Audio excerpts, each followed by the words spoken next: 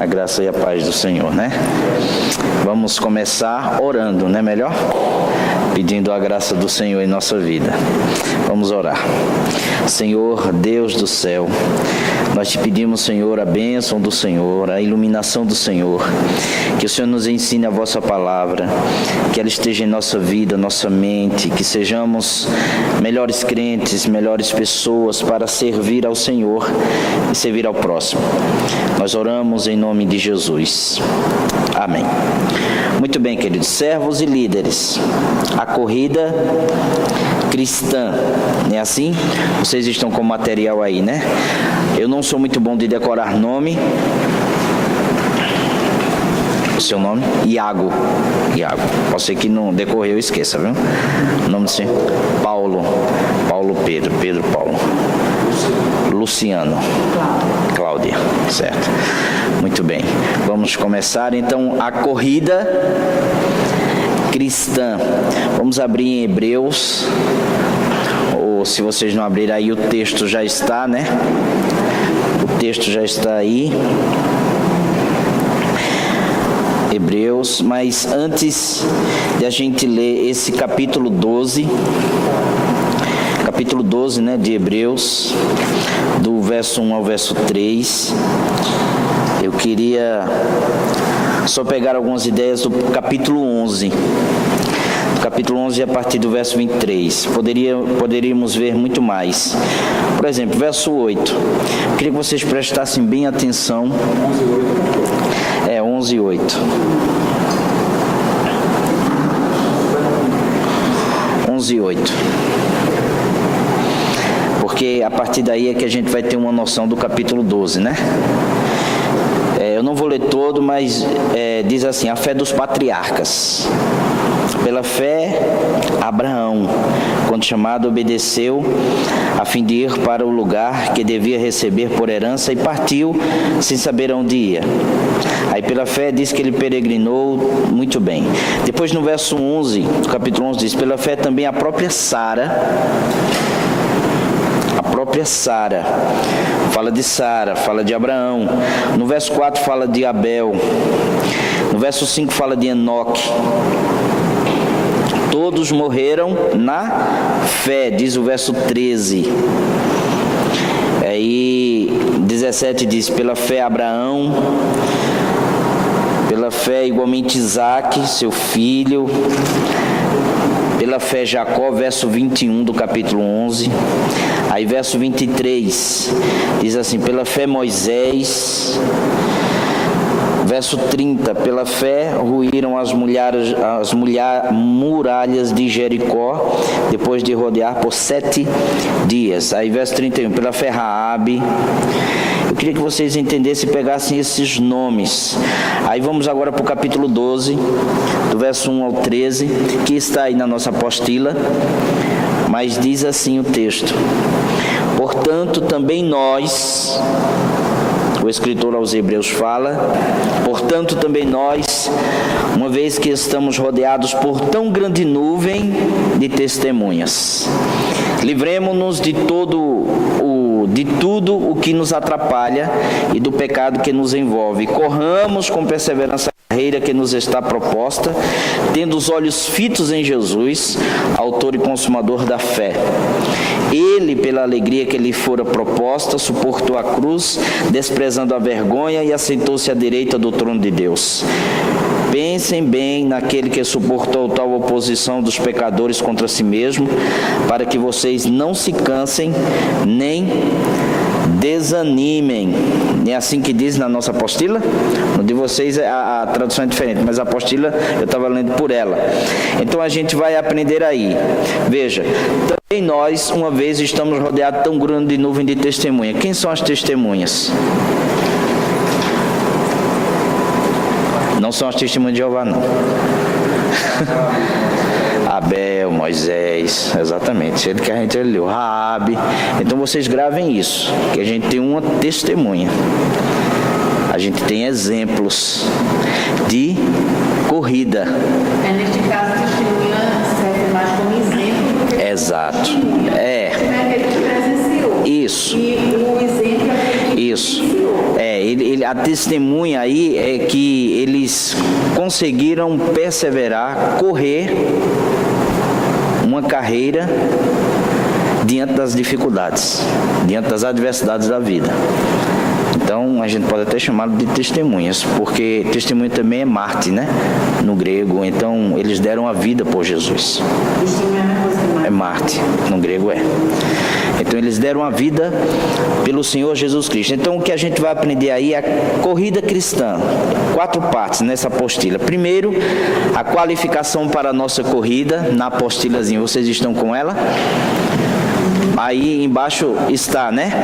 Veja, 4 partes: qualificação para a corrida, treinamento para a corrida, correndo a corrida e terminando a corrida.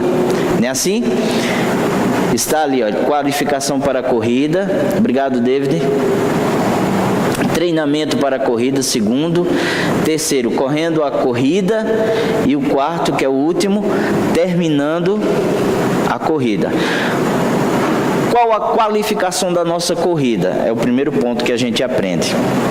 A corrida cristã da nossa vida diária, porque nós temos adversidades e temos problemas. Então, a primeira está aí na outra página, a qualificação da nossa corrida. Eu não sei se é página 3, é a mesma página? 3, não é assim? Na de vocês? Muito bem. Qualificação para a corrida. Que qualidade, que tipo de corrida, ou como eu estou correndo? Será que eu estou correndo como as testemunhas que estavam no capítulo 11? Será que a nossa carreira diante das adversidades tem sido como a deles? Porque a qualidade deles foi a fé. Vocês podem perceber que pela fé, Abraão, pela fé Raabe, pela fé Sara. Então, pela fé nós podemos correr a carreira que nos está proposta, como diz o capítulo 12. Então, o que diz aí na apostila, na página 3, diz assim: não pode correr a corrida se não estiver qualificado. Qual atleta pode chegar bem se não se preparar? Nenhum. Não é verdade? Nenhum atleta pode chegar à meta final se ele não tiver um preparo, se ele não tiver um cuidado de si mesmo. O que leva para se qualificar? O que eu posso fazer para ter uma boa qualidade da minha carreira cristã? Como é que eu me qualifico? Muitos autores bíblicos do Novo Testamento nos dão várias respostas, como diz aí. Por exemplo, Paulo, ele chegou a dizer no capítulo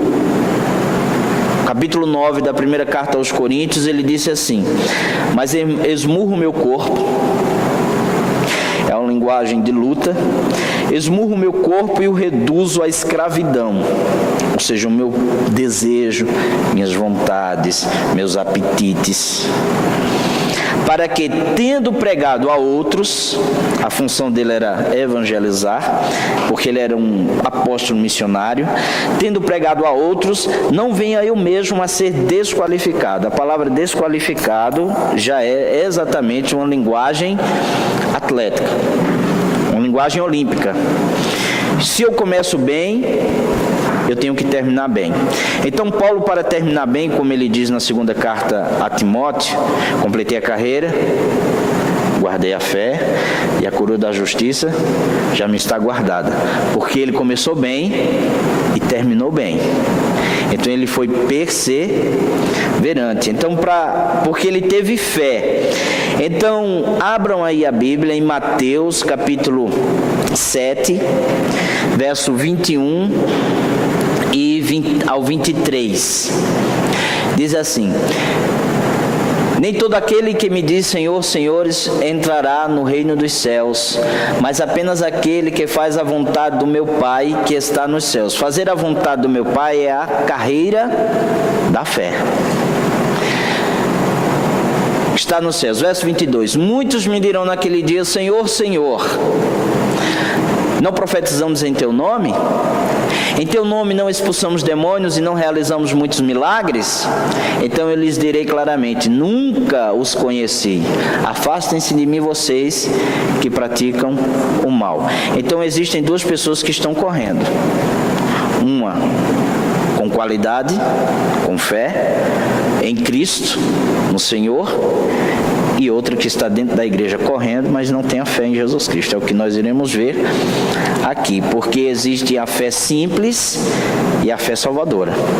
São esses dois pontos. Então, o texto diz aí: eu nunca vos conheci, afastem-se de mim, porque eu não conheço vocês. Você já imaginou você correr a corrida, você chegar diante de Jesus e dizer: Senhor, eu fiz isso na igreja, toquei bateria, ajudei David na filmagem, né? Eu sentei, ouvi o pastor Pedro, não é grande coisa, mas ouvi. E aí, Senhor? Aí ele vai dizer: eu nunca conheci você. Porque o que vale é o que você, cada um de nós, tem com o Senhor. A qualidade da nossa fé é uma fé simples, é uma fé salvífica, é uma fé verdadeira ou é uma fé de pouca importância? Tiago, ele vai falar sobre essa fé. Tiago, capítulo 2, vamos ver lá.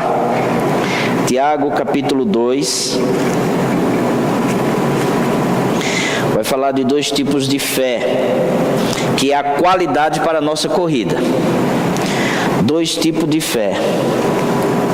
Capítulo 2, a partir do verso 4. É isso?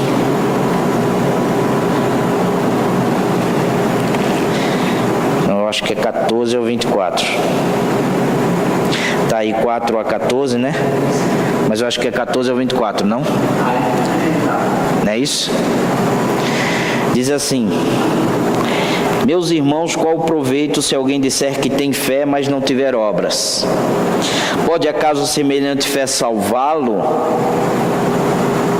Se um irmão ou uma irmã estiverem carecidos de roupa e necessitados do alimento cotidiano, e qualquer dentre vós lhe disser: ide em paz, aquecei-vos e fartai-vos, sem contudo lhe dar o necessário para o corpo, qual o proveito da vossa fé? Veja que ele está falando de uma qualidade de fé, de um tipo de fé. Existe aquela fé vazia, oca, em que você só tem a confissão, que você diz que crê em Jesus, mas você não externa nada, não mostra nada, não apresenta nada, porque essa é a qualidade da corrida. Aí o verso 17 diz assim: assim também a fé, se não tiver obras, por si só está morta. Mas alguém dirá: tu tens fé e eu tenho obras, mostra-me essa tua fé sem as obras, e eu com as obras te mostrarei a minha fé. Verso 29. Crês tu que Deus é um só? Fazes bem, até os demônios creem e tremem. Queres, pois, ficar certo, homem insensato, de que a fé sem as obras é inoperante? Ou seja, se você tem fé, mas não tiver as obras, essa não é a fé arraigada, firmada em Jesus Cristo, e ela é inoperante. Verso 21. Não foi por obras que Abraão, nosso pai, foi justificado quando ofereceu sobre o altar o próprio filho Isaque? Ou seja, a fé que ele tinha em Deus, ele demonstrou fazendo o quê? Oferecendo seu filho Isaque. Foi uma obra que ele realizou. Então ele demonstrou através daquilo que tinha fé em Deus. Vês como a fé operava juntamente com as suas obras. Com efeito, foi pelas obras que a fé se consumou. Verso 23. E se cumpriu a escritura a qual diz: ora, Abraão creu em Deus, e isso lhe foi imputado para a justiça, foi chamado amigo de Deus. Verificais que uma pessoa é justificada por obras e não por fé somente. Ou seja, a carreira com qualidade é aquela carreira que eu creio no Senhor, mas esse crer no Senhor, ela tem um objetivo, e esse objetivo é demonstrar a fé que eu tenho nele, ajudando os outros, cuidando dos outros. Eu não posso dizer que tenho uma fé em Jesus Cristo, uma vez que o próprio Cristo Jesus cuidou dos outros. Ele disse: eu não vim para ser servido, mas eu vim servir. Não foi isso que ele disse, Jesus? Então, se ele veio servir, você que tem uma fé em Jesus, você não pode dizer que crê nele e ao mesmo tempo não realiza as obras, não ajuda o próximo, não cuida do próximo. não corre a carreira que deve se correr. Então existem dois tipos de fé. Existe uma fé simples e uma fé salvífica, como diz aí na nossa apostila. A fé simples é aquela que não produz nada, a gente não faz nada. Ou seja, eu creio em Deus, creio em Jesus, mas eu não faço nada, como diz ali, ó, fé simples. Não faço nada, estou aqui, olha, de cabeça baixa, eu só digo que creio no Senhor, mas eu não produzo nada, não consigo produzir nada, não consigo ajudar o meu irmão, não consigo ajudar a igreja, ou seja, eu sento na igreja, eu saio da igreja e não consigo produzir nada. Existe a fé salvífica que produz boas obras, e aqui eu quero deixar bem claro para vocês que essas obras, ela não quer dizer que essas obras salvam a vida de vocês. Não é isso que o texto está dizendo, não é isso que a nossa apostila quer dizer, porque a salvação é pela fé, sem obras. Agora, ao momento que eu creio, eu tenho que demonstrar as obras. Eu sou uma árvore arraigada em Jesus, ou seja, eu sou um fruto. Então eu tenho que produzir isso na minha vida. Se eu estou em Jesus, eu tenho que produzir frutos. Eu tenho que fazer algo. Eu tenho que ajudar alguém. Eu tenho que demonstrar que eu creio em Jesus. Agora, a minha salvação não depende dessas obras. Porque se depender dessas obras, eu anulo a cruz de Cristo. Vocês estão me entendendo? Ou seja, Cristo morreu em vão. Porque aí não necessitaria Jesus morrer. Porque se dependesse de mim, qual o motivo dele morrer? Nenhum. Mas uma vez que ele morreu e eu estou nele, tanto eu morri quanto ressuscitei com ele, diz Paulo aos Colossenses, diz Paulo aos Romanos, então eu sou uma nova vida, eu sou um novo homem. Sendo eu um novo homem, que não estou mais em Adão, que é o velho homem, estou em Jesus, que é o novo homem, eu tenho que produzir alguma coisa. E produzir aqui não é se amostrar, gente. Não é sair aqui demonstrando, olha, eu fiz isso. Jesus ensina que quando der esmola, esconda a outra mão. Não saia alardeando, porque isso era coisa dos judeus. Os judeus subiam numa praça e começavam a orar para demonstrar a todo mundo que era um orador, que tem alguma coisa com Deus. Não é isso. Mas você precisa produzir e ajudar alguém, mesmo que seja nas escondidas. Então, fé simples afeta somente o intelecto. Eu creio, eu compreendo, eu sei, mas não produz nada. Não tem nenhuma produção na minha vida. O que é que eu faço? A quem eu ajudo? A quem eu estou resplandecendo Cristo na minha vida? E isso eu digo quando você trabalha no seu trabalho, quando você paga a quem você deve. É a corrida que está proposta. É demonstrar a sua fé em Jesus. É ser correto na sua vida, ser correto com a esposa, ser correto com os filhos. Amar o Senhor Jesus. Então essa é a qualificação da fé. Então a fé salvífica afeta o intelecto e a vontade. Ou seja, aquilo que está na minha cabeça eu produzo, eu faço, eu realizo. Como diz aí a nossa apostila. A fé simples, no último quadrado aí, falha cada vez mais, porque eu não sei se vocês já sabem. Vocês sabem que uma pessoa não crente gosta de apontar o outro, né? Quando você diz assim, eu creio em Jesus, e você desliza em alguma coisa, uma palavra, mas não é crente, né? Mas não é crente. Então, a fé que nós temos que nos vigiar, porque ela persevera, ela continua.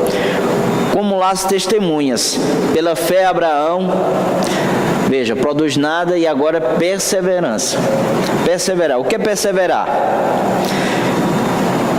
Vocês podem falar, viu gente? Não deixe só eu falar não. O que é perseverar? Perseverar não desistir. Não desistir. Se manter firme, tudo isso. É assim, eu ando, tem um obstáculo. Eu vou para lá, para a porta, mas aqui está o obstáculo. Aí eu volto porque eu estou com preguiça de fazer isso aqui e ir para ali, né? Eu quero por aqui a pulso. Ou senão eu vou por baixo, eu vou por cima. Mas continua. Tem que continuar. Perseverança é isso, as dificuldades vêm. Problema na família, problema com a esposa, problema com o filho, problema na escola, problema no estudo, problema na igreja. Mas mesmo assim, eu estou olhando para o autor, o texto, e consumador da fé, Jesus. Então essa é a qualidade da corrida. Algumas perguntas que tem aí na nossa apostila para uma reflexão, para a gente refletir. Veja a pergunta: eu confio em qual tipo de fé? Será que é aquela fé que não produz nada, como diz aqui em cima? Será que é aquela fé que produz, que está somente no intelecto? Será que sou um filho de Deus verdadeiro? Será que eu sou um filho de Deus verdadeiro? Será que eu produzo a imagem do meu pai diante da sociedade? Não é assim? Porque um filho, ele tem que produzir aquilo que é o seu pai. O caráter do pai é transferido para o filho. Da mesma forma, o caráter de Deus é produzido para os filhos de Deus. Então os filhos de Deus têm que produzir o caráter do pai. Então será que eu sou um filho de Deus verdadeiro? Será que eu dependo de mais alguém? Ou de mais alguma coisa? Será que minha fé representa uma mudança de vida verdadeira? Gente, crente, ele muda de vida. Não existe um crente neutro que diga assim: eu creio em Jesus e a sua vida é do mesmo jeito que era antes. Não pode existir. A sua vida muda. Aquilo que você estava conversando ali. Completamente. Mas muda 180 graus. Ou se não 360, né? É, muito, tem que mudar. É 180, né? 360, Aí 180. Deixa a gente parar no mesmo lugar no outro dia, né? Porque a corrida está proposta. E a gente ruma para uma transformação completa em nossa vida, que é receber um corpo semelhante ao do Senhor e Salvador Jesus Cristo. Outra pergunta, afinal, é: eu vou fazer o que sobre isso? Sobre o que eu aprendi da fé? Qual a qualificação que eu devo ter? Então vamos para a página 4. A gente viu a qualidade da nossa fé, a qualificação, agora treinamento para a corrida. Se eu vi a qualidade da fé, que é em Deus, em Jesus, agora qual é o treinamento e como eu devo me preparar para essa corrida, para essa carreira? Quantas pessoas, diz aí a nossa apostila, quantas pessoas você conhece que podem terminar uma corrida sem treinar? Vocês conhecem alguém que pode terminar uma corrida sem treinar? A gente vê nas Olimpíadas. Oi? Depende do tamanho da corrida. Eu acho que se for 100 metros até outro pau. Depende da... Até eu chegaria. Depende de onde ele chega na corrida, né? Porque ele pode passar a vida inteira até chegar na linha de chegada. Até chegar na linha de chegada. A vida inteira. Mas chegou. Mas chegou. Se arrastando. Né? Mas o que eu quero falar é de treino. A gente está falando de chegar bem. Tem que treinar. A gente não vai conjecturar, a gente vai de acordo com o que está na apostila, né? A gente vai ficar aqui pensando: eita, como era que seria assim? Será que seria assim? O que a apostila propõe é que alguém treine e chegue bem. Porque a gente não está aqui, está vendo como o brasileiro é mesmo? O brasileiro é assim. Quer chegar de todo jeito. Pode ser de como for, de carona, como diz a gente nordestino, né? Na cacunda de alguém, mas tem que chegar. David não sabe o que é isso, não. Nas costas de alguém, nos pinhaços de alguém, mas tem que chegar. Mas não tem que chegar não, brasileiro, ele não tem que chegar, né? Ele quer chegar. Ele quer chegar logo e de qualquer jeito. usando facilidades, como a gente vai ver um pouco mais na frente, usando desvios, quer se desviar. A gente tem que chegar bem e treinar bem para chegar. Então, diz aí, provavelmente ninguém, né? Quantas pessoas você conhece que podem terminar uma corrida sem treinar? Provavelmente ninguém. Terminar uma corrida de qualquer distância requer treinar seu corpo pela dificuldade que não é costume na vida diária. Ou seja, minha vida é a mesma coisa. Eu não posso chegar e competir com aquele corredor da Jamaica, o Usain Bolt, né? Eu não posso competir com ele. Eu posso competir com ele, os caras lá não estão conseguindo, quanto mais a gente, quanto mais eu. Não, vamos daqui para ali. Não consigo, gente, porque ele está preparado. Então nós também precisamos nos preparar para a corrida da fé, a perseverança e a luta.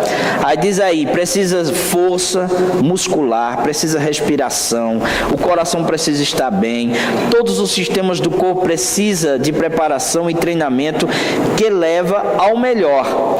Vamos ler aí Hebreus, do verso 4 até o verso 11, do capítulo 12. Do capítulo 12.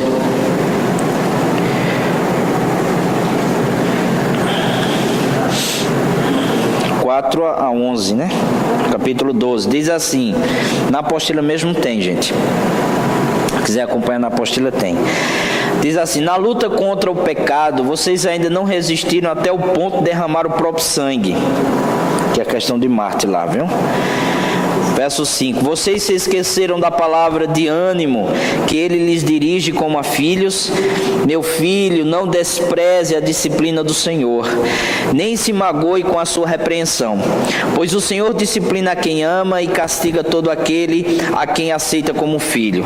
Suportem as dificuldades, recebendo-as com disciplina. Vocês estão entendendo, né? Suportem as dificuldades, recebendo elas, as dificuldades, como disciplina. Deus os trata como filhos. Ora, qual filho que não é disciplinado por seu pai? Verso 8. Se vocês não são disciplinados e a disciplina é para todos os filhos, então vocês não são filhos legítimos, mas sim ilegítimos. Além disso, tínhamos pais humanos que nos disciplinavam e nós o respeitávamos. Quanto mais devemos submetermos ao Pai dos Espíritos para assim vivermos. Verso 10. Nossos pais nos disciplinavam por curto período, segundo lhe parecia melhor, mas Deus nos disciplina para o nosso bem, para que participemos da sua santidade. Gravem isso. Nenhuma disciplina parece ser motivo de alegria no momento, mas sim de tristeza. Mais tarde, porém, produz fruto de justiça e paz para aqueles que por ela foram exercitados. Existem aí dois componentes de treino. Quais são os dois componentes de treino? A disciplina pelo técnico, que é o treinador, e existe a autodisciplina, que é a nossa própria disciplina. Existe a disciplina que vem de Deus para o nosso bem, para sermos participantes de sua santidade, e existe a nossa autodisciplina.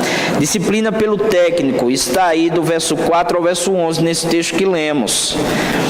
A disciplina pelo técnico, letra A, nosso treinador é quem? Deus, nosso Pai Celestial.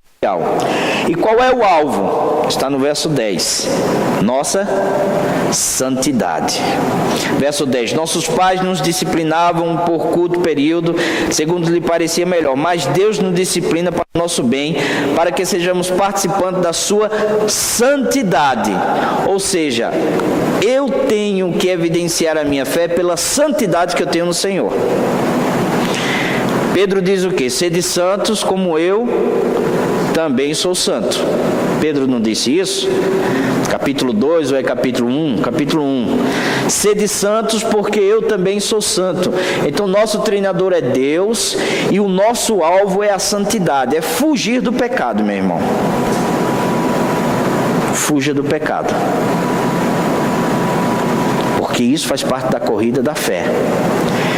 fugir daquilo que nos impede enxergarmos Deus, o nosso alvo, que é o autor e consumador da fé. Então o alvo é a santidade, letra C aí. É muito difícil, porque o verso 11 diz assim: nenhuma disciplina parece ser motivo de alegria. Quem é que gosta de ser disciplinado? Ninguém. Ninguém gosta de ser disciplinado, né?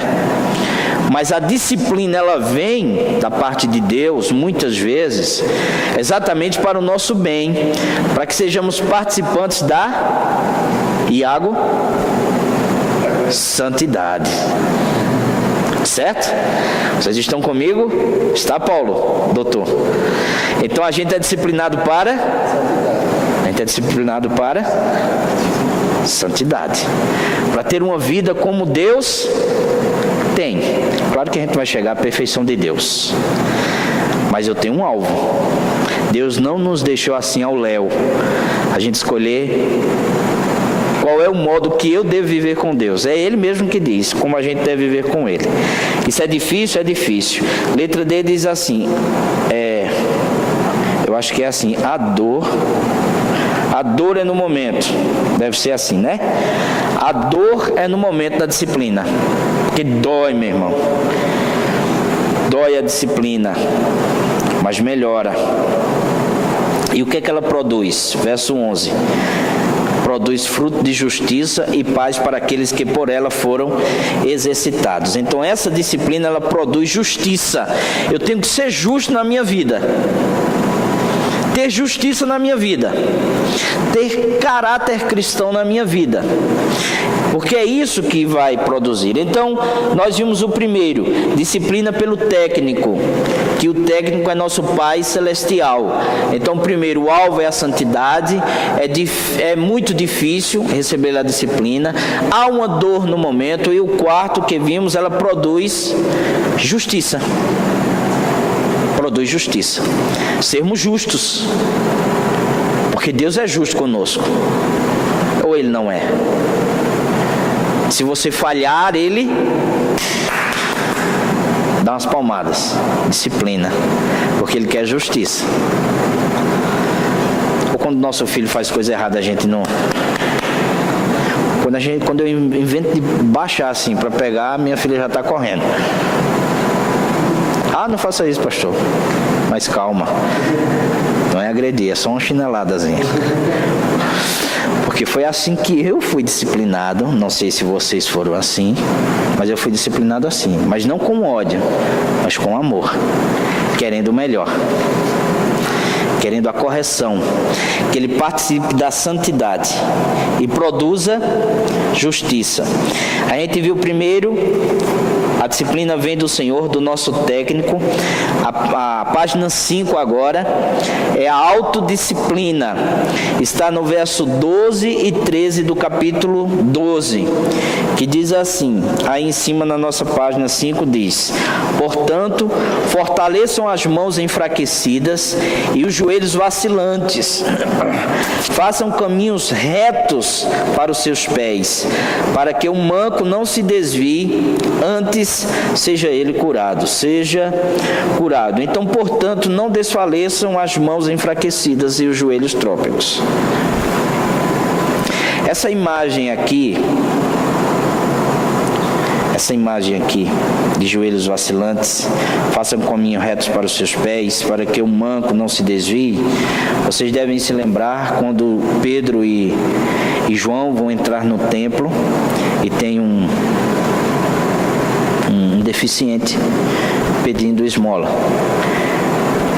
Aí Pedro disse: eu não tenho prata, não tenho ouro, mas o que eu tenho eu te dou, em nome de Jesus. Levanta-te e anda. Então seus joelhos trôpegos se firmaram e começou a andar normalmente. Então essa é a ideia aqui. Às vezes a gente está assim, trôpego, vacilante. Eu vou a pulso para a igreja. Chega, vai, né? Eu vou a pulso orar. Eu não leio a Bíblia. Eu não oro. Peraí, gente. Isso é justiça. Isso é caminhada cristã. Para que você possa abastecer os outros lá fora, você primeiro tem que se abastecer de fé, de oração, de leitura bíblica, de comunhão com o Senhor, de santidade. Então, é a autodisciplina. Primeiro, veja a letra A e descobre sua fraqueza. O que está atrapalhando a sua santidade? O que pode atrapalhar a sua santidade? Existe alguma coisa em Iago, em Paulo, em Cláudia e Luciano. Existe alguma coisa que vocês sabem que não é para dizer, não é para levantar a mão e dizer, acontece isso comigo, mas que vocês mesmos sabem que atrapalha a carreira de vocês com o Senhor. Tem algum obstáculo. Então o que é que se deve fazer com esse obstáculo? Remover. Tire, arranque, deixe. O que é que o Senhor diz? Se teu olho direito te faz tropeçar, Ele não diz arranca? Arranque ele. Ele não está dizendo isso literalmente, Ele está dizendo corte isso da sua vida. Destrua, porque isso atrapalha a sua carreira, atrapalha a sua vida com o Senhor. Então arranque, meu irmão, arranque aquilo que estiver lhe atrapalhando.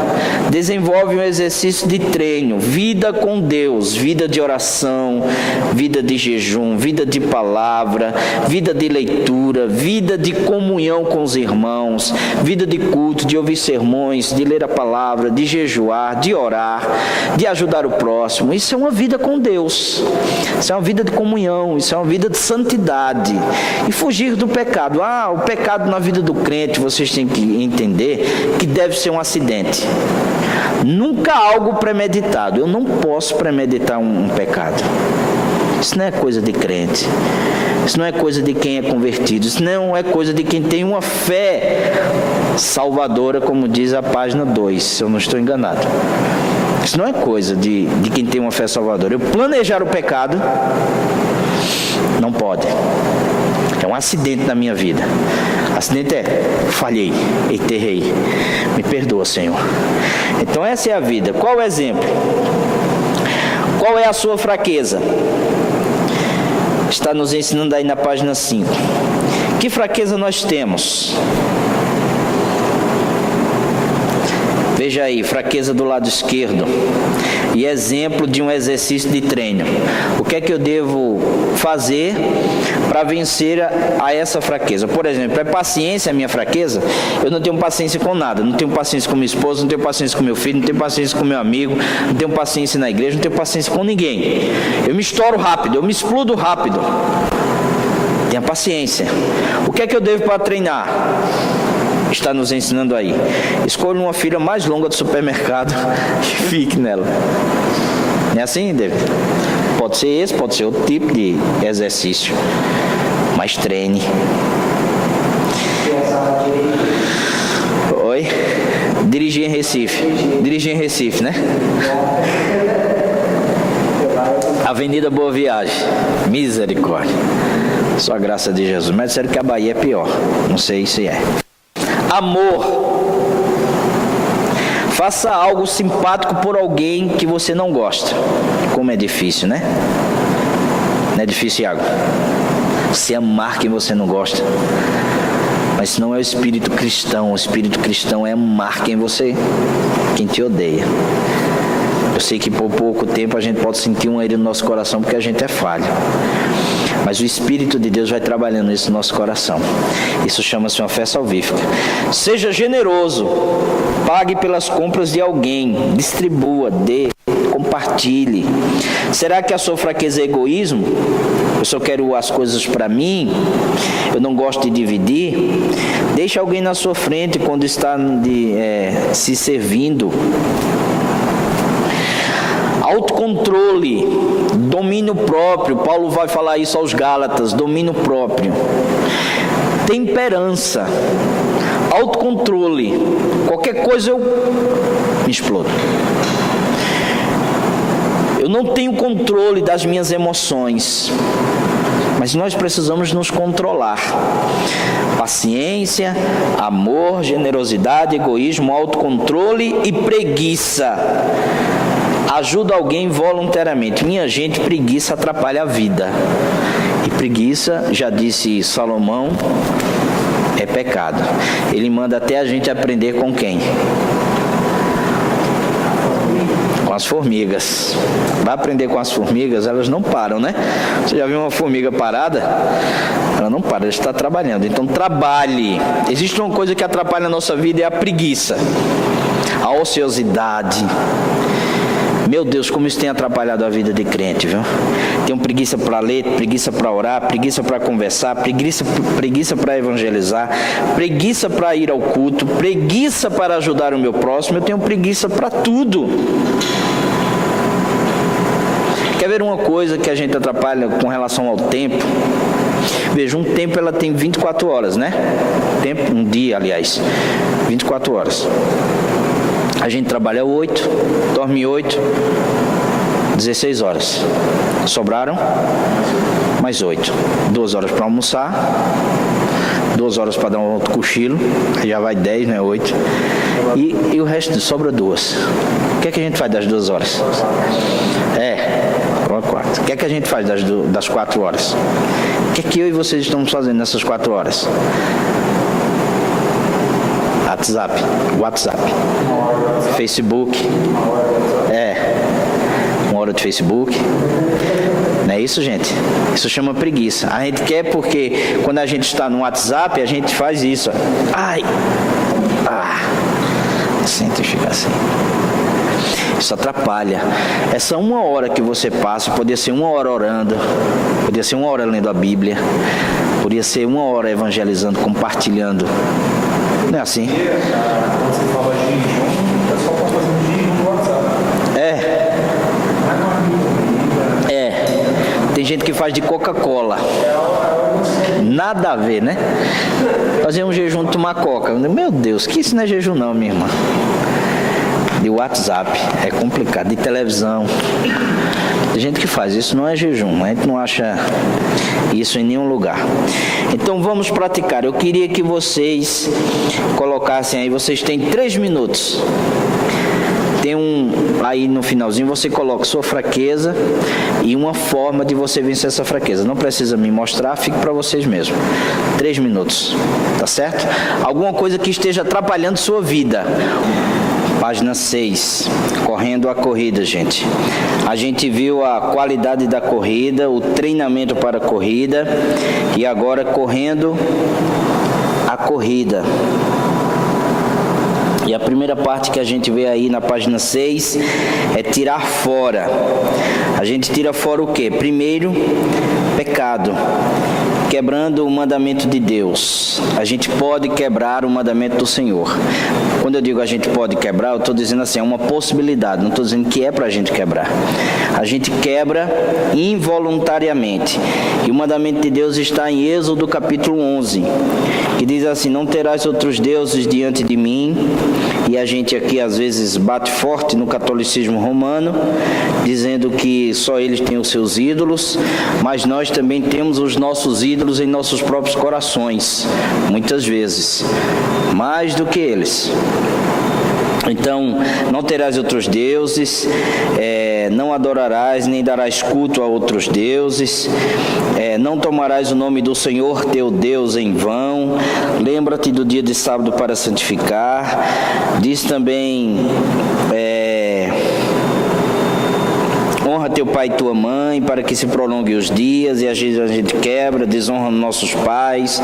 Não matarás, não adulterarás, e esse matar e adulterar, a gente às vezes pensa que só é o ato em si, mas Jesus nos ensina e dá uma clara evidência para esses 2 mandamentos, dizendo que quando a gente se ira contra o próximo, a gente já está matando.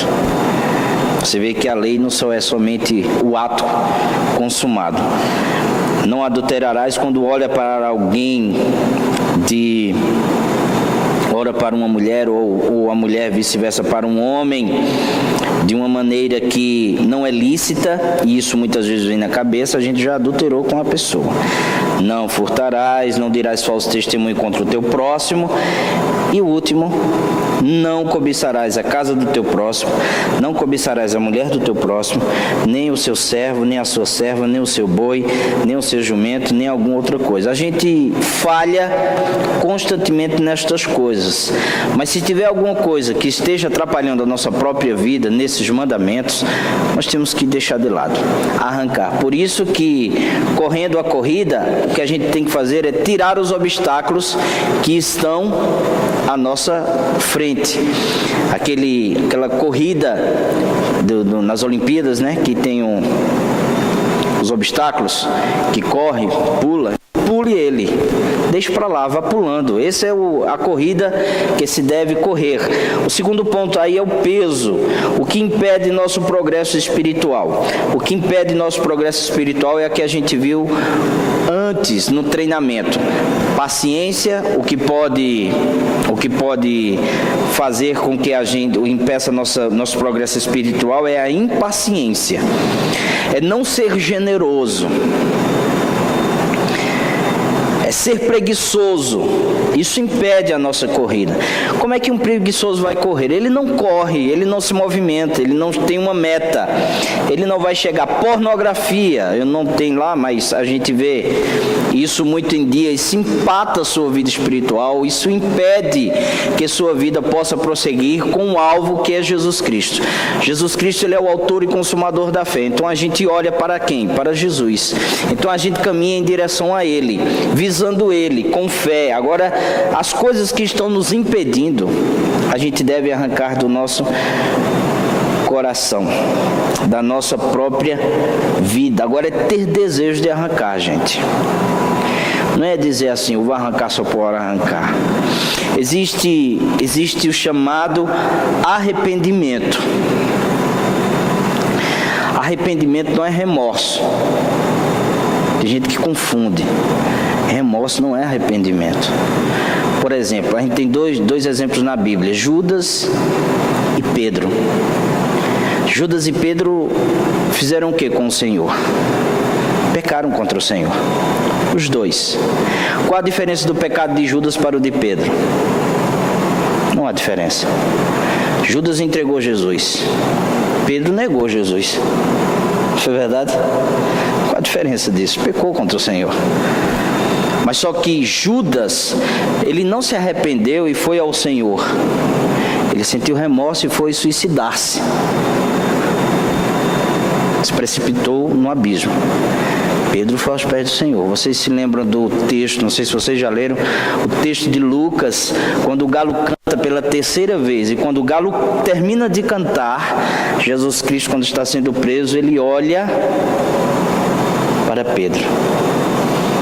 Ele fita os olhos nos olhos de Pedro. E o texto diz lá que Pedro chorou amargamente. Então ele se arrependeu. Se arrepender é você caminhar em um lugar errado, de repente, o intelecto, a vontade, se volta, dá as costas para o pecado. Então o arrependimento é tanto para a conversão, quando eu me converto, eu quero abandonar a minha vida e viver para Cristo, como um arrependimento diário. O arrependimento não é no início da conversão somente, mas é também na minha vida diária. Então eu tenho que voltar as costas, tirar o peso que está sobre a minha vida, que está me atrapalhando. Então eu tenho que voltar-se. Porque se você diz assim, eu me arrependi e daqui a 5 dias eu pratiquei a mesma coisa, você não se arrependeu. Quando eu digo, sendo um acidente, tudo bem. Agora, propositalmente, não. Porque o arrepender é abandonar, voltar as costas e não querer mais. Então tem aí algumas perguntas para que a gente possa avaliar, que fazer alguma coisa para que haja um pensamento correto quanto à corrida. Diz assim: será que eu tenho hábitos pecaminosos? Se você tem hábitos pecaminosos, arranque. Eu tenho uma atividade desnecessária que tira muito o meu tempo. Era aquilo que a gente estava fazendo a conta das horas. Eu tenho amizades que me que me baixa espiritualmente, ou seja, que atrapalha a minha vida espiritual, uma amizade que só fala palavrões, melhor dizendo. Será que eu tenho essas amizades? Será que eu tenho um hábito que impede a minha caminhada com Deus? Ociosidade, internet. O tempo que você passa na internet é o tempo que você deve passar com Deus.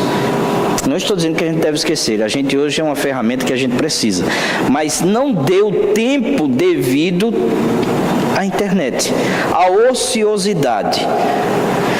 Ociosidade não é descansar. A gente chega cansado do trabalho e quer descansar. Descanse. Agora, eu acho que com meia hora dá para descansar. Mas você não quer ficar meia hora, você quer ficar 1 hora, 1h30. Isso já é ociosidade. Você já deixa de fazer alguma coisa para o Senhor. Então essa é a corrida que está proposta. Eu tenho alvos que impedem a minha vida espiritual.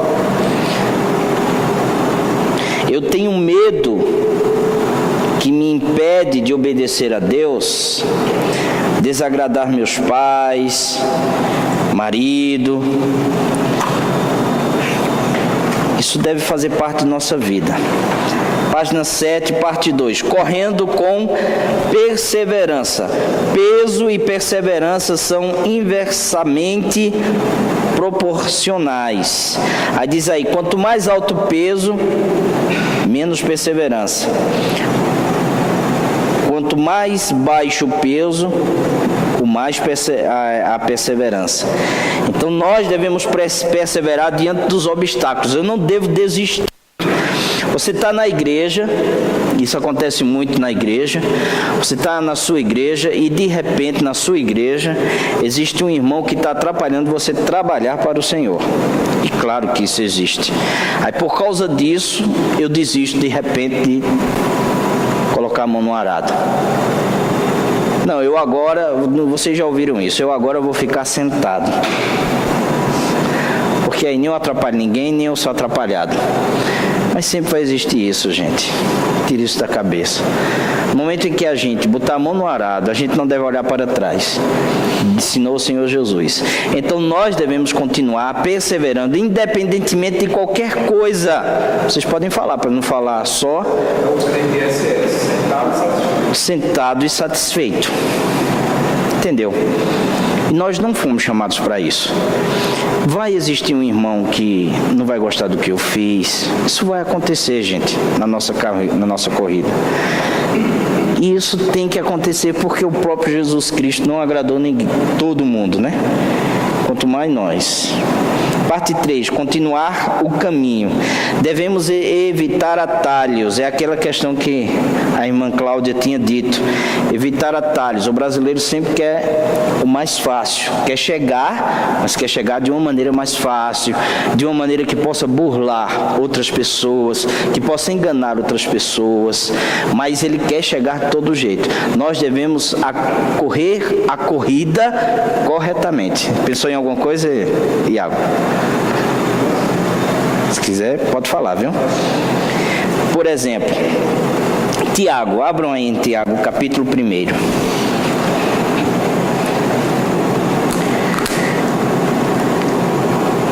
Capítulo 1 de Tiago. Tiago, ele é o meio-irmão de Jesus, né? Filho de Maria.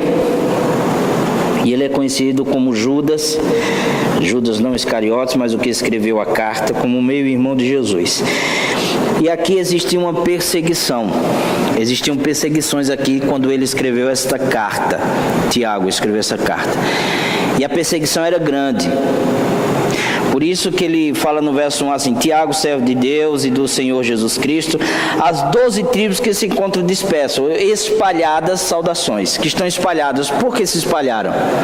Porque os judeus queriam ficar somente ali em Jerusalém, pensando que o evangelho era somente para eles. Como tem muita gente na igreja também pensando nisso, o evangelho é só para a gente aqui. O evangelho é para todos, é para se espalhar. O que é que Deus manda? Deus manda uma perseguição. Aí eles se espalham nas cidades. Então Tiago vai escrever uma carta para acalmar esses irmãos, para dar força a esses irmãos, para que eles possam correr a corrida que lhes está proposta. Veja o verso 2 o que diz: meus irmãos, tendo por motivo de toda alegria o passado por várias provações. Só no cristianismo é assim, né? Como é que pode no cristianismo você sentir alegria por perseguições, passado por provações? Só Deus mesmo. Meus irmãos, tendo por motivo de toda alegria o passado por várias provações. Diz aí, verso 3. Sabendo que a provação da vossa fé, uma vez confirmada, ela produz o quê? Perseverança. Então as provações da vida, elas chegam, mas quando elas chegarem na vida de vocês, elas devem produzir a corrida, a carreira, a perseverança. Aí diz o verso 4, ora, a perseverança deve ter ação completa, para que sejais perfeitos e íntegros, em nada deficientes, ou seja, não sejam deficientes na corrida de vocês. Perseverem, continue, diante dos obstáculos da vida, diante das dificuldades da vida, continuem. Exemplos de atalhos e desvios. Existe um fim desejado e atalhos e desvios potenciais. Isso aí vocês depois podem colocar aí. Fim desejado, eu tenho um fim desejado de glorificar a Deus, mas atalhos e desvio potenciais podem atrapalhar a nossa vida. Não é assim? Qual é o fim? Glorificar a Deus. Qual é o fim? Exaltar a Deus. Qual é o fim? Olhar para o autor e consumador da fé. Mas aí a gente às vezes quer buscar alguns atalhos, algumas coisas que podem nos facilitar. Vou dar um exemplo. Vocês estão na igreja e aí vocês ajudam na igreja, contribuem na igreja, sustenta um missionário, sustenta um pastor na igreja, e pelo fato de você estar sustentando um pastor ou um missionário, você diz: quem tem que pregar o evangelho é ele, porque eu estou dando dinheiro a ele. Isso é um atalho, porque você quer se esquivar de não pregar o evangelho. Entendeu, não? Entendi, mas não. Por exemplo, assim. Não entendi, mas é porque não encaixou. não dá para entender. É porque tem muita gente que diz assim: eu pago o pastor, é ele que tem que pregar a palavra. Não estou dizendo aqui na igreja, claro. Agora, por aí ele tem que sair pregando. Mas você também tem que sair pregando. Eu não escutei isso. Oi? Graças a Deus eu não escutei isso. De ninguém dizer que... Mas tem. Mas tem, graças a Deus, mas tem gente assim. Não, ele é que tem que fazer, deixa ele fazer. Mas você tem que fazer na sua casa, você tem que fazer no seu trabalho, você tem que fazer onde você caminha, onde você está, na sua vida, no seu trabalho, no seu campo missionário. Um dia um pastor perguntou a outro, um jovem seminarista perguntou ao pastor o seguinte: pastor, eu estou estudando, mas eu quero ir para um campo missionário, eu quero que Deus me leve para o sertão, eu quero que Deus me leve para outro país, eu quero que Deus me leve para algum lugar. Aí o pastor chegou para ele e perguntou assim: você está estudando faculdade, fazendo faculdade, tudo bem. Quantas pessoas tem na sua sala? Ele disse 40 pessoas. Ele disse: ali é seu campo missionário. Então é onde a gente está, que é o nosso campo missionário, no seu trabalho. No seu trabalho. No seu trabalho. Onde a gente vai, na nossa família, é nosso campo missionário. Então não só é o cargo, o peso, claro que o peso maior é para quem tem um ofício de um pastor e de um missionário, porque ele tem esse chamado, mas não é somente dele. Então às vezes a gente busca atalhos para se acomodar, para chegar em um fim através dos outros. Mas não é assim. Eu tenho que correr, ficar com consciência limpa. Entendeu? É complicado. O ser humano é complicado. Mas o reino é para todos. Para todos. Ele não diz, e pastor, não. Ele diz, Sim, ide. só. Isso. Claro que a fala direta ali foi para os apóstolos. Os apóstolos eram 12. E 12 formam uma comunidade na Bíblia, então é para todos. É para todos. Ir por todo mundo e pregar o Evangelho. Vocês me entenderam? Então qual é o fim desejado que eu tenho? Exaltar a Deus de alguma maneira, mas às vezes eu desvio, eu quero atalhos. Tem uma figurinha aí, não sei se está ali. Mas tem uma figurinha aqui que tem um caminho, né? E vários atalhos. Que era isso, né? Eu também demorei para saber. Mas é assim, ó, tem um caminho aqui com uma seta e várias pessoas pegando atalhos, e só um que está chegando na meta, que é exaltar a Deus e glorificar a Deus. Me entenderam até aqui? Vocês estão me entendendo? Eu estou se fazendo difícil ou não? Tá me entendendo, Paulo? Iago, Luciano e Cláudia. Tudo bem até aqui, né? Terminando a corrida. Não é assim?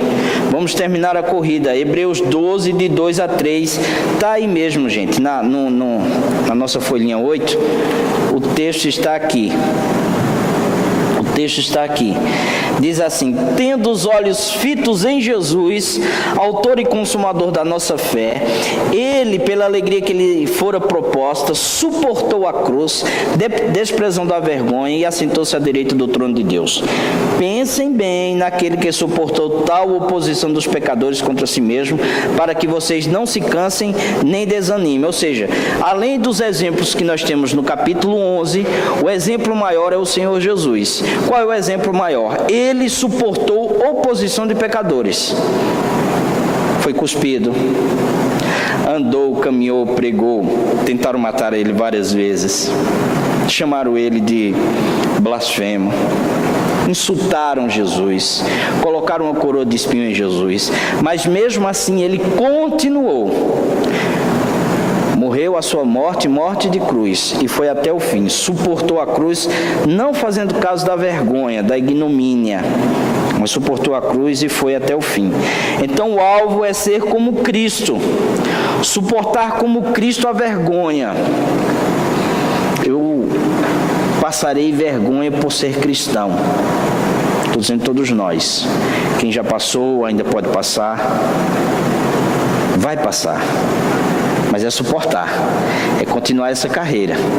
Agora essa carreira ela só é firmada porque existe a fé salvífica que está lá na frente, que David colocou na apostila, que está lá atrás, tem a fé simples, aquela fé oca, vazia, e tem a fé verdadeira no Senhor Jesus. Então quem anda a corrida e tem o alvo e tem o caráter de Cristo em sua vida, ele suporta qualquer aflições, de dores, de angústias, e ele continua a corrida.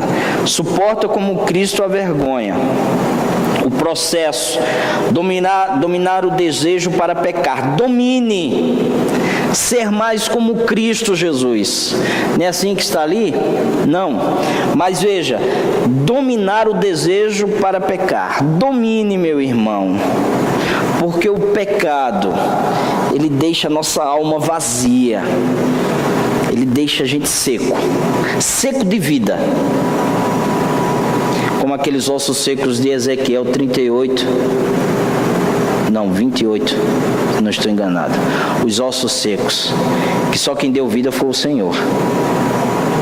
Mas às vezes a igreja está assim, nós estamos assim, secos, sem vida. Se anime, da sua boca não se ouve falar de Jesus Cristo. Domine o pecado que existe em sua própria vida. O problema, como diz aí, como é que dominamos esse desejo? Como é que dominamos algo que faz parte da nossa própria natureza, que todos nós somos pecadores? Olhando para Jesus, o autor e consumador da fé. Quando nós olhamos para Ele, quando nós temos aquela meta, e diante dos obstáculos da vida a gente continua, persevera, então a gente vence os desejos carnais. O ciclo, página 9, o ciclo de comportamento. Está aí. Caráter, primeiro, né? Assim, caráter, Segundo, pensamentos. Tô certo, David? Segundo é o pensamento. Caráter. Quem tem caráter, isso está dentro de sua própria vida, reflete lá fora, porque já faz parte do seu caráter cristão. Agora, o caráter não é o seu próprio, é o caráter de Cristo em nossa vida. Caráter, pensamentos, ou seja, os meus pensamentos devem estar voltados para o Senhor, eu devo estar pensando nas coisas de Deus, e quando eu tenho um caráter cristão, semelhante ao de Cristo, e tenho os meus pensamentos pensando nas coisas de Deus, as minhas ações irão refletir a glória de Jesus. Depois, os hábitos. Os hábitos são a continuação, melhor dizendo, do nosso caráter, do nosso pensamento e da nossa ação. Ou seja, eu tenho um caráter em Cristo, não é verdade? Eu tenho o meu pensamento firmado em Jesus. E aí as minhas ações irão refletir o meu caráter. E aí eu tenho um hábito, ou seja, o meu hábito, a minha continuidade de fazer as ações segundo a palavra do Senhor, vem por causa do meu caráter, do meu pensamento e das minhas ações. Ou seja, eu devo continuar. Os hábitos são continuar. Você não tem hábito de tanta coisa na vida? Tenha hábito do Senhor. Tenha hábito em sua vida de refletir a glória de Deus onde você está, onde no seu trabalho, na sua vida. Então, primeiro a gente vê aí, nosso caráter domina nossos pensamentos. Se seu caráter está firmado em Cristo, então você vai dominar os seus pensamentos. Aqueles dois pequenininhos em azul, em cima é caráter, aí aqui é controla. controla o pensamento, Aqui determinam. determinação, a ação, Aqui viram, né? viram hábito, né? Viram hábitos. E aqui constroem Os hábitos constroem caráter. Nossos pensamentos determinam nossas ações. Age de conformidade o caráter de Cristo Jesus. Jesus, se a gente ler os evangelhos, nós iremos aprender do caráter de Cristo. Leia os evangelhos, Mateus, Marcos, Lucas e João, que vocês irão aprender do caráter de nosso Senhor e Salvador Jesus Cristo. Existe uma pequena crítica. Existe um livro chamado Em Seus Passos, o que faria Jesus, né? Não é assim? Seus Passos, o que faria um clássico, né? Aí. Mas a gente, eu pensando direitinho assim, meu Deus, a gente olha assim para Jesus Cristo, a gente pensa que eu tenho que fazer o que Jesus faria. Mas será que Jesus faria o que eu estou fazendo ali? Porque Jesus quebrou tantos paradigmas, né? Às vezes os discípulos queriam fazer algo, Jesus fez diferente. Os judeus queriam apedrejar a mulher porque a lei dizia que deveria apedrejar. Jesus acusa a consciência deles e diz: quem não tem pecado atire a primeira pedra. O que eu quero dizer é que Jesus, ele faz ao contrário. Então, a gente, para aprender com Jesus, a gente tem que ir verdadeiramente para os evangelhos. Mateus, Marcos, Lucas e João, ali a gente aprende o caráter do Senhor e que ele perseverou, e a gente vai ver as dificuldades do Senhor, e ele continuou até suportar a cruz. Nossas ações, elas viram hábitos. Nossos hábitos constroem caráter, e às vezes constrói caráter em outras pessoas, quando elas começam a ver em nós o caráter de Jesus. Pergunta: o que é que devemos mudar, né? É isso, estou entendendo. Muito bem. Opção A, página 10. Opção A, caráter.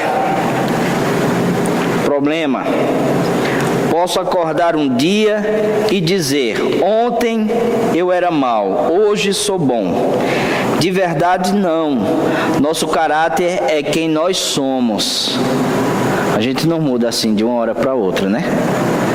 mas é o nosso caráter que firma aquilo por causa dos hábitos, por causa dos pensamentos, das ações que nós temos. Não podemos decidir que não somos quem somos. Este é a definição de se enganar. 1 Coríntios 3,18 diz: não se engane. Se algum de vocês pensam que é sábio segundo os padrões desta era, deve tornar-se louco para que se torne sábio, disse Paulo aos Coríntios, capítulo 3, verso 18. Não pode decidir ser sábio e de repente ser sábio. Sábio há uma formação. É isso que eu quero dizer, é uma formação de caráter. Diante da carreira, da corrida, a gente vai formando o caráter de Cristo em nossa própria vida. Agora, se nós ficarmos de braços cruzados, nós não iremos progredir em nossa vida espiritual. Existe um processo que começa com o entendimento que é um bobo. Se tentamos reservar o processo por começar com o nosso caráter, nós nos enganamos. Nos chamamos de bom, mas somos maus. Opção B são os hábitos. Tá, caráter, o hábito. Problema. Podemos fazer um compromisso para reduzir nossos hábitos de pecar pouco a pouco, com o tempo. É importante lembrar que estamos falando de hábitos pecaminosos. Algumas coisas não são pecado em moderação, como... Algumas coisas não são pecado em moderação, como sorvete. É isso, David? Me explica aí.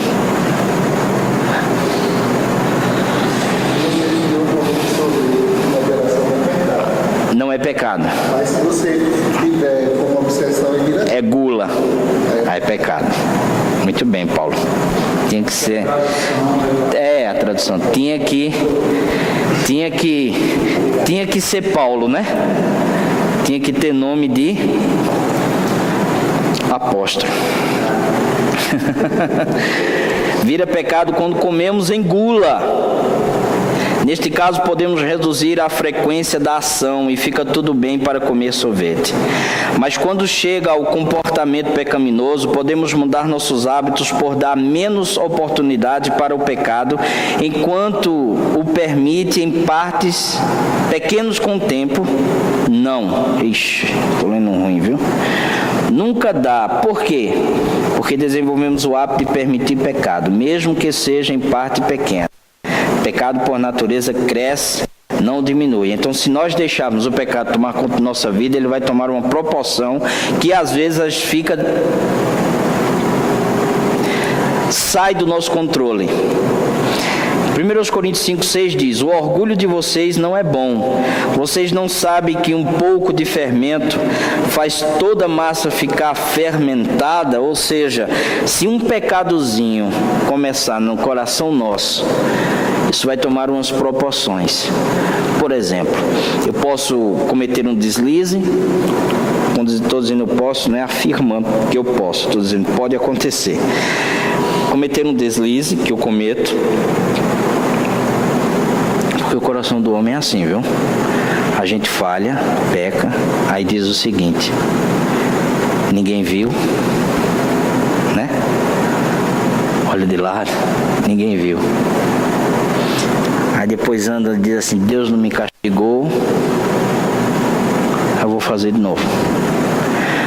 Aí eu continuo fazendo, e vai fazendo, e vai fazendo, até perder o controle daquilo. Porque aquilo começa a te dominar. É o que Paulo fala em Romanos 5,6. Não deixe o pecado te dominar. Se eu e vocês tivermos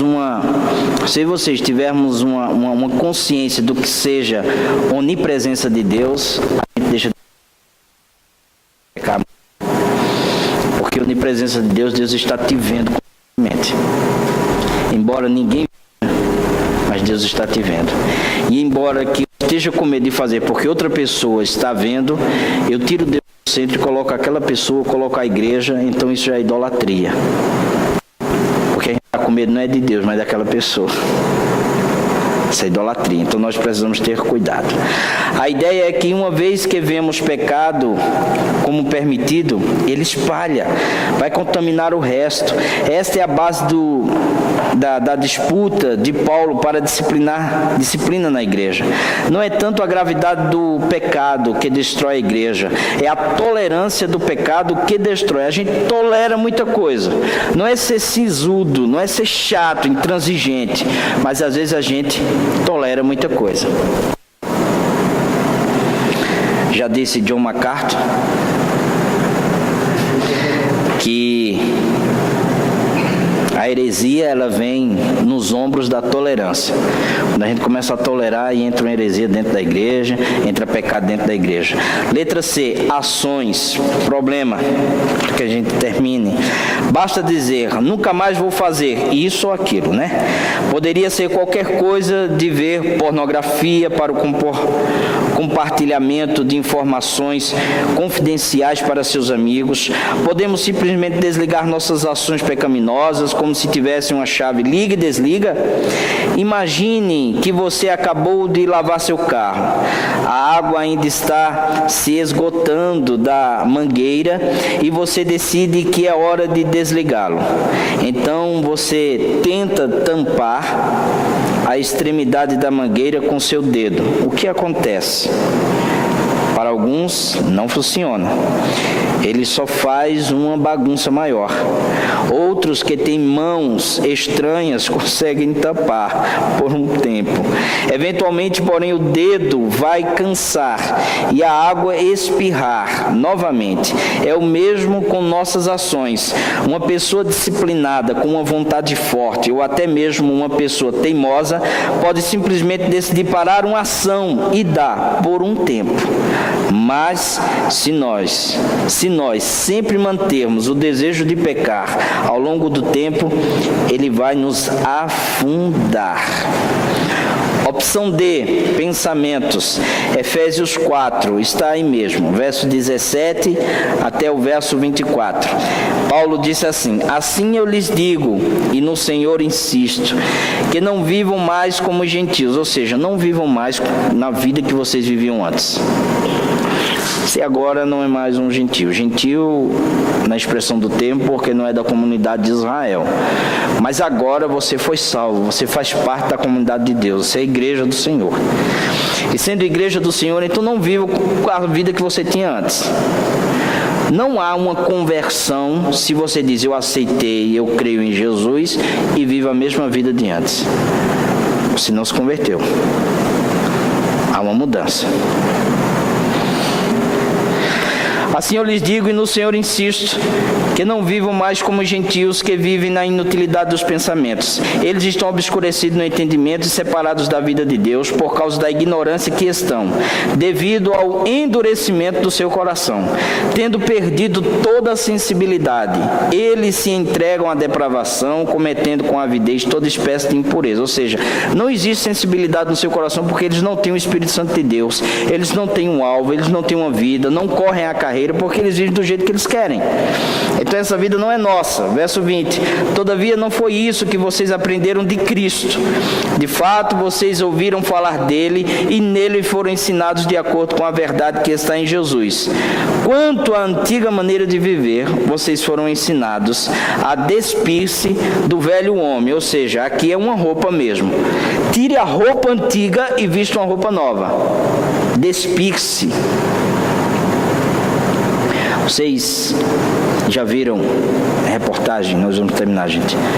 A cobra, quando quer mudar a pele, você já viu? Ela sai com uma pele nova e deixa aquela antiga de lado. Então é isso que Paulo quer dizer, olha. A sua vida é nova. Deixa aquele vida de pecado para lá, que se corrompe por desejos enganosos, a serem renovados no modo de pensar e a revestir-se do novo homem, criado para ser semelhante a Deus em justiça e em santidade provenientes da verdade. A chave para superar o pecado: renovação da mente, caráter cristão, crer e ação. Aquilo que eu creio, eu tenho ação.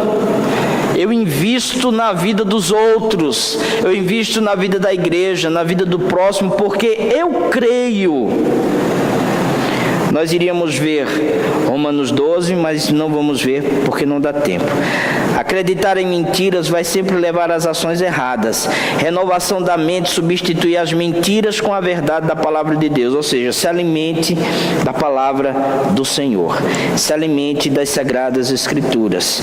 E agora, depois de tudo que vimos, diante dessa corrida, da qualidade, do treinamento, de como nós corremos, e agora o que é que eu faço? Agora vamos focar em 3 coisas. Primeiro, disciplina no nosso treinador, em Deus. As suas disciplinas espirituais, quais são? Oração, jejum, decorar a Bíblia e etc. E compartilhar ela. O sobrou. Então, compartilhar ela. Eu botei aqui compartilhar. Segundo, autodisciplina. Fruto do Espírito que está em Gálatas capítulo 5. Amor, alegria, paz, paciência, longanimidade. O que é longanimidade? Oi? Pode ser longo ânimo. Mas longanimidade é uma paciência esticada. Não é difícil? Quer dizer, você perdeu a paciência com alguém, aí você estica ela. Estique essa paciência. Ela não tem fim. Quando você vai perdendo, você vai esticando. Porque paciência, ela é paciência com as dificuldades da vida, com os problemas da vida. Longanimidade é paciência com as pessoas, que é o mais difícil. Então, quando você perde paciência com alguém, estique aquela paciência. Estique completamente. Terceiro, renovação da mente, processo para superar pecado. Tirar o pecado e botar as coisas santas. Renovar a mente. Isso está em Romanos capítulo 12. Vamos terminar com Romanos capítulo 12. Paulo diz assim, veja, rogo-vos, pois, irmãos, pelas misericórdias de Deus. Que misericórdia? As misericórdias que ele vinha falando antes, que todos são pecadores e que Deus justificou o ímpio, justificou o pecador, reconciliou-se com ele, justificou ele, amou ele. Então, diante dessas misericórdias de Deus, que apresente o vosso corpo por sacrifício vivo, santo e agradável a Deus, que é o vosso culto racional.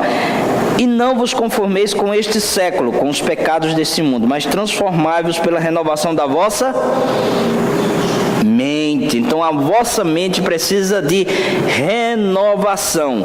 Ou seja, encha, meu irmão, sua mente de Bíblia, encha sua mente de oração e tire os frutos do pecado.